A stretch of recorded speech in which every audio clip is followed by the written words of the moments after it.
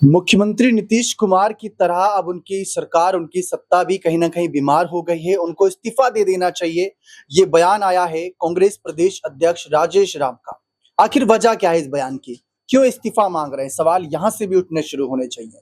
दरअसल पटना में एक ऐसी वारदात होती है, एक ऐसी घटना होती है जिसको लेकर सवाल उठाए गए। एक मशहूर उद्योगपति जो बिहार पटना में टॉप 10 की लिस्ट में नाम आता है, गोपाल खेमका का जिक्र कर रहा हूं यहां पर। उनके दरवाजे पर इन गाड़ी पहुंचती है, वारदात करने वाले आरोपी आते हैं और गोली मारकर चले जाते हैं। जहां यह घटना स्थल थी उससे 500 मीटर की दूरी पर ही पुलिस स्टेशन था। सवाल उठे कि पुलिस स्टेशन इतना नजदीक था, पुलिसकर्मी कहां थे, पेट्रोलिंग वैन कहां थी, पेट्रोलिंग बाइक कहां थी? और जब ये घटना घटती है उसके बाद फोन किया जाता है तो 2 से ढाई घंटे क्यों लगते हैं पुलिस को आने में? सिर्फ 500 मीटर की दूरी तय करने के लिए भी अगर आप पैदल निकल जाएं तो मुझे नहीं लगता कि 5-10 मिनट से ज्यादा वक्त लगेगा। 20 मिनट मान लेते हैं, लेकिन 2-ढाई घंटे। सवाल कई सारे हैं। चुनावी साल है, घटना बहुत बड़ी है। इससे पहले इसी परिवार में 6 साल पहले एक ऐसी घटना हो चुकी थी जहां पर सुरक्षा और कड़ी होनी चाहिए थी। पोर्च इलाका था, वहां पर ऐसी चूक।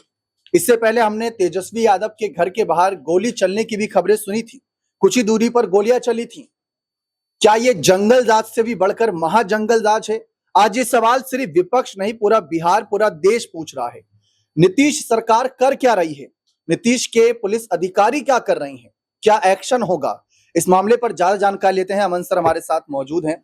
सर, जो घटना की खबर सामने आई चुनावी साल में, आप इसको कैसे देख रहे हैं? क्या वक्त आ गया है सचमुच नीतीश कुमार, जो सुशासन बाबू के नाम से जाने जाते थे, जो जंगलराज का जिक्र करके उस पर राजनीतिक रोटियां सेककर एनडीए अपनी सरकार चला रही है इतने समय से, क्या अब उनको पीछे हटना चाहिए? देखिए, बिल्कुल ये मामला जिस तरह से सामने आया है वो बेहद डरावना है, खौफनाक है, दहशत कहीं न कहीं फैलाने वाला है और साथ में ये भी कहीं न कहीं इशारा करता है कि क्या अब नीतीश कुमार जो अपने आप को सुशासन कह सकते हैं बाबू के नाम से पुकारवाया करते थे पूरे बिहार के अंदर, अब कहीं न कहीं वो इस तमाम जो चीज़ों के जो हो रही हैं, क्या रोकने में नाकाम साबित हो रहे हैं। आप देखिए, एक के बाद एक रोज़ाना ऐसे मामले सामने आ रहे हैं जहाँ पे दिन दहाड़े गोली मारी जा रही है, दिन दहाड़े दुष्कर्म के मामले सामने आ रहा है, दलितों के साथ में अत्याचार के मामले सामने आ रहे हैं, लेकिन उसके बावजूद नीतीश कुमार बिल्कुल चुप्पी साधे हुए बैठे हुए हैं। आप देखिए, उप मुख्यमंत्री सम्राट चौधरी हर टीवी चैनल पर जाकर खूब इंटरव्यू देते हुए नजर आते हैं कि 20 साल पहले जंगलराज था, ये था, वो था, लेकिन अभी अगर देखी जाए हालत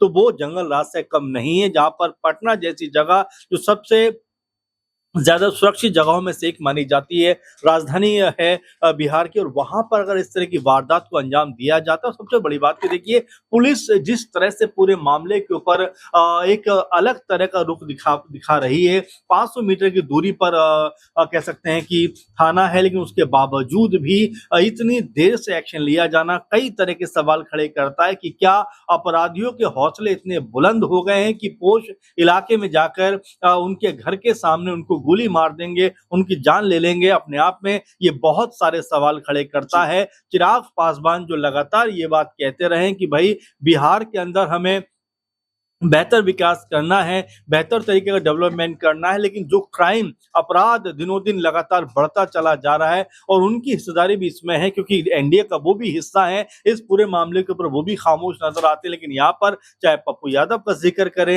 या कांग्रेस के तमाम लीडर्स का जिक्र करें, तेजस्वी यादव का जिक्र करें, एक सुर में ये बात कह रहे हैं कि जो कुछ बिहार में हो रहा है वो सरकार की नाकामी है। अब इस पर सरकार की नाकामी है। सरकार क्या इस नाकामी को छुपा रही है? मुख्यमंत्री नीतीश कुमार देखिए सोशल मीडिया साइट एक्स पर लिखते हैं कि एक अड़े मार्ग स्थित संकल्प में पुलिस महानिदेशक एवं अन्य वरीय पुलिस पदाधिकारियों के साथ विधि व्यवस्था की समीक्षा बैठक की। विधि व्यवस्था सरकार की सर्वोच्च प्राथमिकता है। अपराध करने वाले कोई भी हो, उन्हें किसी कीमत पर बख्शा नहीं जाएगा। निर्देश तो काफी कड़े हैं, लेकिन इसके आगे लिखते हैं कि घटित आपराधिक घटनाओं के अनुसंधान कार्यों में तेजी लाने और दोषियों पर त्वरित कार्रवाई करने का निर्देश दिया। कानून व्यवस्था को बनाए रखने के लिए पुलिस और प्रशासन को पूरी मुस्तैदी एवं कड़ाई से कार्य करने का निर्देश दिया। ये सोशल मीडिया साइट एक्स पर नीतीश कुमार के द्वारा लिखा गया। गौर करिए, यहां पर यह बात लिखी गई। अब भी नीतीश कुमार सामने आकर कोई बयान क्यों नहीं दे रहे? क्या सचमुच वो बीमार है? जो दोनों डिप्टी सीएम है, देखिए उनके क्या बयान आते हैं इस पूरी घटना पर। एकदम इसको पुलिस जांच कर रही है। बिहार की सरकार ने एसआईटी बिहार की सरकार आदरणीय नीतीश कुमार जी ने एसआईटी का गठन किया है। कार्रवाई शीघ्र की जाएगी और एक एक बिंदु को जांच करने का काम सरकार कर रही है। कोई भी अपराधी किसी भी हालत में बचने वाला नहीं है, इतना जरूर आश्वस्त है। दुखद दुर्भाग्यपूर्ण है। और जो महाजंगल राज कर रहे हैं, ये जंगल राज वाले लोग गुंडा राज तब्दील करने का जो मनसा पाले हैं, मुख्यमंत्री स्वयं संज्ञान ले रहे हैं, एक्शन होगा। और उस जंगल राज में पलने बढ़ने वाले भ्रष्ट पदाधिकारियों पर भी नजर है, जिसकी लापरवाही उदासीनता से इस तरह की घटना घटित हो रहा है। उसको चिन्हित करके कार्रवाई करने की जरूरत है। भ्रष्ट पदाधिकारी भी कुछ ऐसे मानसिकता के गैर जिम्मेदार लापरवाह लोग जो घटना के बाद त्वरित कार्रवाई नहीं किए हैं, उन लोगों पर सरकार संज्ञान लेगी। कौन है ये लोग, कैसे? उनका संज्ञान सरकार जांच कर रही है। उच्च स्तरीय पदाधिकारी भी जांच करेंगे। आपने बुलडोजर वाली बात कही, जो निश्चित तौर पर बुलडोजर चलेगा, इनकाउंटर भी होगा, संपत्ति भी जब्त होगी और पीड़ित परिवार को मुआवजा का भी सरकार से हम लोग विचार करेंगे। मुख्यमंत्री से हम लोग इस पर निश्चित तौर पर मिलेंगे। देखा आप सभी ने, दोनों डिप्टी सीएम ने अपनी अपनी बातें रखी। जब जंगल राज के अलावा महाजंगल राज की बात करी तो सम्राट चौधरी तो भगते नजर आए, मीडिया के सवाल जवाब देते नजर नहीं आए। चिराग पासवान ने अपनी ही सरकार पर सवाल उठा दिए, एनडीए की इस सरकार पर, उनके शासन पर, उनके पुलिस अधिकारियों को लेकर सवाल उठा दिए। क्योंकि देखिए, मैंने शुरुआत में कहा कि ये उसी परिवार में पहली घटना नहीं है, 6 साल पहले भी ऐसा हो चुका था। देखिए चिराग पासवान का क्या बयान है इस पर। देखिए, ये चिंता तो है, इसके ऊपर मैं कोई इस सवाल को मैं छुपाने का या इस प्रश्न से भागने का प्रयास ना मैं करूंगा, ना हमारी सरकार को करना चाहिए।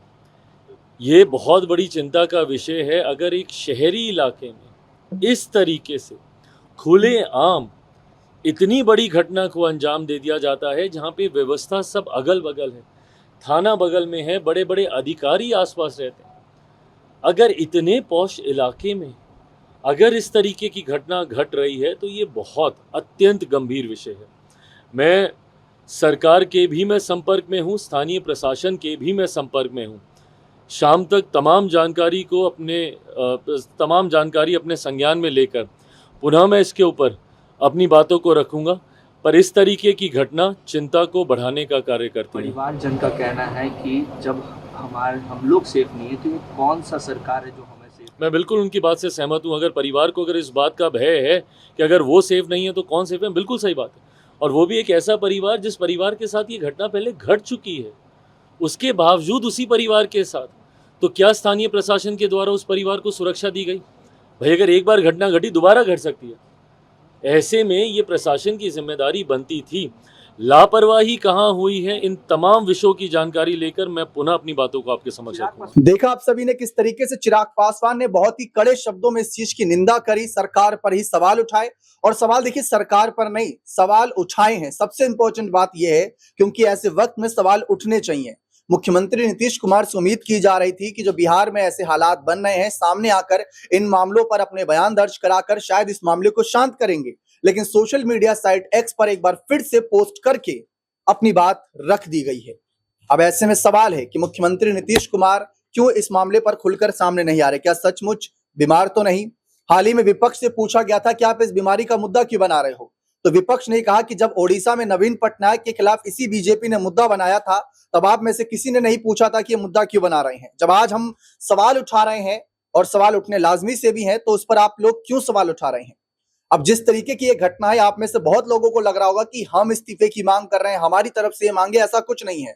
आप राजेश राम जो प्रदेश अध्यक्ष हैं कांग्रेस के, उनका बयान सुने, पप्पू यादव का बयान सुने, जिससे आपको पता चलेगा कि मामले में आखिर क्या पूरा एक बवाल चल रहा है। देखिए, ये जो घटना है, ये घटना के लिए जितनी जो परिजन से मैंने बात की और परिजन की जो पीड़ा है, उस पीड़ा में जो बिहार के सरकार है, उनकी पीड़ा को बिहार सरकार के लोग जिम्मेवार हैं। कोई भी घटना होती है तो घटना के संज्ञान परिजन जो है देते हैं स्थानीय प्रशासन को, पुलिस को और जिला प्रशासन। अब ये दो बात है समझने वाली कि बिहार में समाज सेवी और उद्योगपति और व्यवसायी, इनकी कई ऐसी भूमिका है परिजनों का, गोपाल खेमका जी का, कि कई इन्होंने, इनके परिवार वालों ने हॉस्पिटल बनवाने का भी काम किया, उसमें जमीनें दी, और इनकी भूमिका बिहार के विकास में अग्रणी रहा है इस परिवार के लोगों का। और जिस इलाके की ये घटना है, इस इलाके के घटना में पुलिस अधीक्षक, बगल में थाना, बगल में जो है डीएम आवास, बगल में एसएसपी आवास, उसके पीछे थोड़ा सा जाइएगा तो चीफ जस्टिस बिहार का भी आवास इसी इलाके में है। और उस हिसाब से यदि वीआईपी इलाके आप मानते हैं तो गांधी मैदान के ये जो इलाका है, ये सबसे संवेदनशील होनी चाहिए आम नागरिकों के लिए और वीआईपी जो लोग बसे हैं उनके लिए। लेकिन जिस तरह की घटना और परिजनों का जो शिकायतें हैं वो बड़ी गंभीर है और ये चिंता देने वाली विषय है। आप जो है इस परिवार की जो हत्या हुई उसके 2 घंटा बाद बगल के थाने से 2 घंटा बाद पुलिस तब पहुंची जब इनके परिजन परेशान थे और सारे पुलिस अधीक्षक को फोन किया, यहाँ के स्थानीय डीएसपी को फोन किया, एसपी को फोन किया, थाने को फोन किया और ये लोग लगातार करते रहे। जैसा कि 2 अटेम्प्ट में जिला पदाधिकारी ने फोन उठाया और जिला पदाधिकारी के पहल पर भी पुलिस 2 घंटा बाद लेट आई। आप जब सोच सकते हैं कि परिजन की क्या हालत रही और डीएम के पहल के बाद भी यहाँ के स्थानीय पुलिस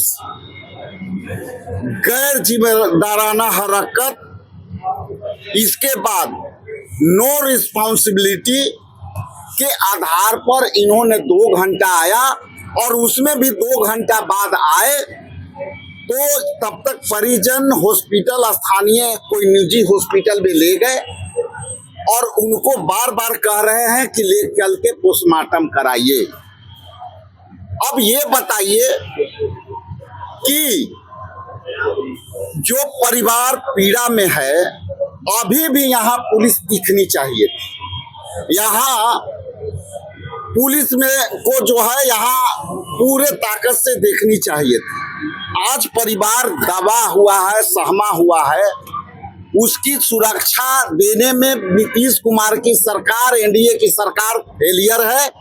और जिस रेवेन्यू पर जो व्यवसायी जीएसटी देते हैं, जो व्यवसायी अपना बिहार के निर्माण में अपनी भूमिका निभाते हैं, उनकी हत्या ये देश के लिए काला टीका के समान है। इसलिए मैं 2 मुख्य मांगे करता हूं। हॉस्पिटल में भी जो सरकारी पीएमसीएच हॉस्पिटल है, वहां आईएस ठाकुर जो सुपरिटेंडेंट हैं, जो लगातार 3 बार से जो है उन्होंने एक्सटेंशन पर चल रहे हैं और पोस्टमार्टम में जिस तरह से विलम्ब हुई उसमें भी इनके परिजन के जो निजी कॉन्टेक्ट में थे उनकी पहल से भी पोस्टमार्टम हुई, वहां भी असंवेदनशील है। इसलिए मैं आपके माध्यम से मैं बताता चलूं कि ये बिहार में जो उद्योग धंधे आज नहीं आ रहे हैं, एक उद्योगपति के मारा जाना, इसके पहले इनके बेटे को मारा जाना, और आज तक उस बेटे के भी जो है हत्या हुई उसको भी उद्बोधन नहीं हुआ। और इसमें जिस तरह से पुलिस प्रशासन ने जो है असंवेदनशील ही नहीं कर्तव्यहीनता दिखाई है, मैं उन्हीं सब पुलिस अधीक्षकों को जो सामने है उनको सस्पेंड और डिस्चार्ज करने की मांग करता है।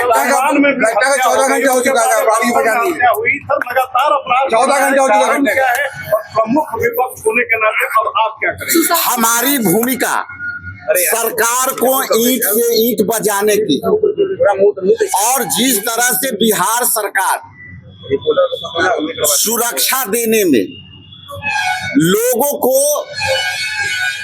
निराश किया है, और जिस तरह से माननीय नीतीश कुमार जी बीमार चल रहे हैं, इनकी पूरी सिस्टम बीमारी हो गई है। हम क्या मांगते? सीबीआई। हम क्या चाहते? सीबीआई। व्यवसायी चाहता, सीबीआई। पिटना चाहता, सीबीआई। हरजुआ चाहता, सीबीआई। बिहार चाहता, सीबीआई। हम क्या मांगते? सीबीआई। हम क्या चाहते? सीबीआई। गोपाल खेमका की हत्या की सीबीआई जांच करानी होगी। माफिया गठजोड़ मुर्दाबाद, मुर्दाबाद, मुर्दाबाद। नेता माफिया गठजोड़ नहीं चलेगा, नहीं चलेगा, नहीं चलेगा। अरे नेता गठजोड़ माफिया होश में आओ, होश में आओ, होश में आओ। और जोर जुर्म के टक्कर में नरसंहार सिवान में और आज पूरी मांग करा रही है। सभी नेता संलिप्त हैं जमीन कारोबारी बाली शराब में, इनकी जांच हो और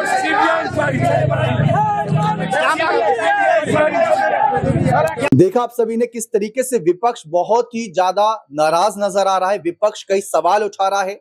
सवाल उठने लाजमी भी बात है कि सुरक्षा व्यवस्था क्या ऐसी ही रहने वाली है? आम नागरिकों का क्या होगा फिर? ये सवाल यहां पर उठ रहे हैं जब बिजनेसमैन जो पटना बिहार की अगर हम बात करें टॉप 10 बिजनेसमैन में गिने जाते हैं ये, और परिवार में ऐसी घटना पहले भी हो चुकी थी। फिलहाल कार्रवाई होगी, एक्शन लिया जाएगा। सीसीटीवी फुटेज सामने आए थे। अब जो भी अपराधी हैं वो गिरफ्तार होंगे नहीं होंगे वो बात की बात है, लेकिन सवाल है कि ये चूक हुई क्यों?